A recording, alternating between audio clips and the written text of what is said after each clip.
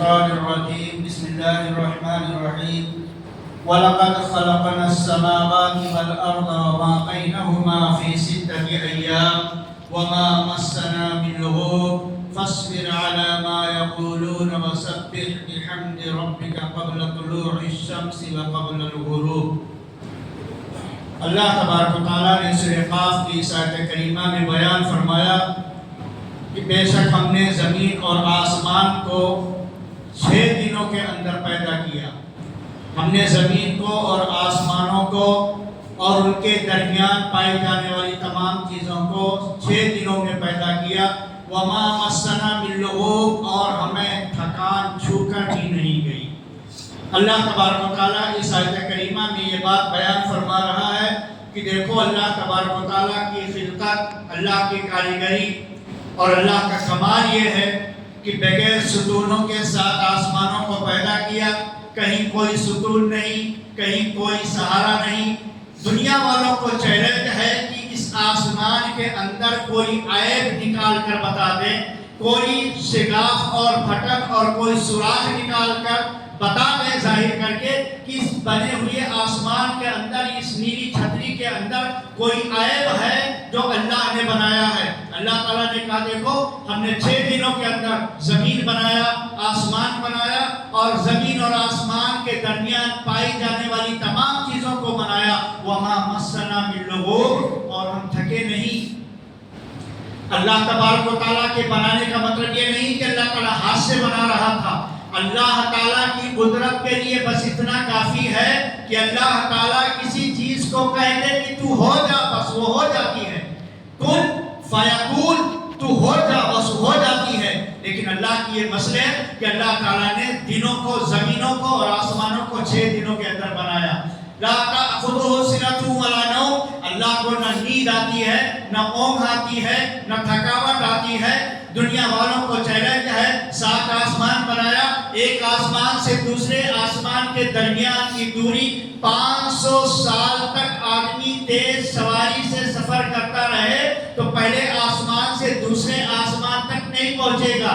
پھر دوسرے آسمان سے تیسرے آسمان کے درمیان کی دوری حدیث کے اندر بتایا اللہ کے نبی نے 500 سال تک تیز سواری پر سوار ہو کر کوئی سفر کرے تو دوسرے آسمان سے تیسرے آسمان سے نہیں پہنچ سکتا۔ 7 آسمان اور ان کے درمیان اتنا لمبا گیپ بنا کر کے فرشتوں کو بچا دیا۔ اس کے بعد بیت معمور بنایا، جنت بنایا، جہنم بنایا۔ تمام کچھ بنانے کے بعد اللہ تبارک و تعالیٰ نے کہا کہ ہم نے سب کچھ بنایا، ہمیں تھکاوٹ چھو کر نہیں گئی۔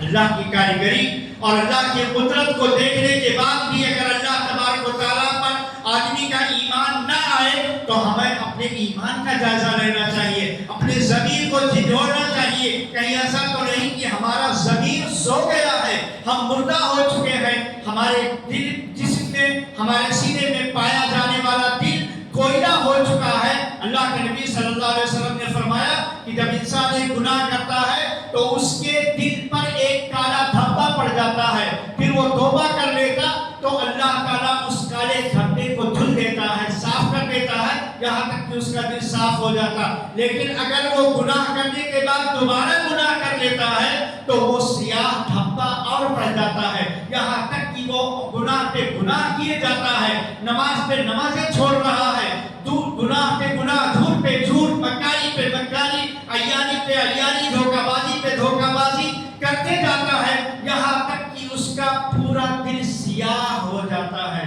اسی کو اللہ تبارک و تعالیٰ نے قرآن میں کہا کلا بل ران علی قلوبہم ما کانوا یکسبون، کہ گناہ کرتے کرتے ان کے اعمال کی وجہ سے ان کے دل زنگ آلود ہو گئے ہیں، ان کے دل سیاہ ہو گئے ہیں۔ اب اس پر نہ قرآن اثر کرتا نہ حدیث اثر کرتی ہے، کتاب و سنت کی باتیں سننے کے باوجود پھر ہمارا رویہ، ہمارا طرز عمل، ہماری زندگی گزارنے کا طریقہ وہی رہتا ہے جو پہلے سے ہم گزار رہے ہوتے ہیں۔ لہٰذا ہمارے لیے اور آپ کے لیے پیغام یہ ہے کہ اس قدرت کاملہ پر ایمان لایا جائے جو زمین اور آسمان کا خالق ہے، ہمارا خالق ہے، تقریباً 18,000 مخلوقات کی روزیوں کا مالک، ان کی زندگی کا مالک، ان کی موت کا مالک، کائنات میں ہوائیں چلانے کا طاقت رکھنے والا اور حکمرانی کرنے والا اللہ رب العالمین پر ایمان لایا جائے اور اللہ کی عبادت میں زندگی گزاری جائے. زندگی کا کوئی بھروسہ نہیں. لہٰذا اللہ تبارک و تعالیٰ سے میں دعا کرتا ہوں کہ اللہ ہم کو اور آپ کو سب کو اتنے بڑے خالق اور مالک کی جس سے بڑا کوئی نہیں ہے اس پر ایمان لاتے ہوئے اس کی عبادت میں زندگی گزارنے کی، اس کی اطاعت میں زندگی گزارنے کی توفیق عطا فرما. اللہ میں آپ کو سچا پکا نمازی بنا دے، آخرت کی تیاری کرنے والی زندگی اور آخرت کی فکر کرنے والی زندگی نصیب فرما. اور اے اللہ تمام مسلمانوں کو گناہ سے بچنے کی، نیک عمل کرنے کی توفیق عطا فرما. آمین. تقبل یا رب العالمین.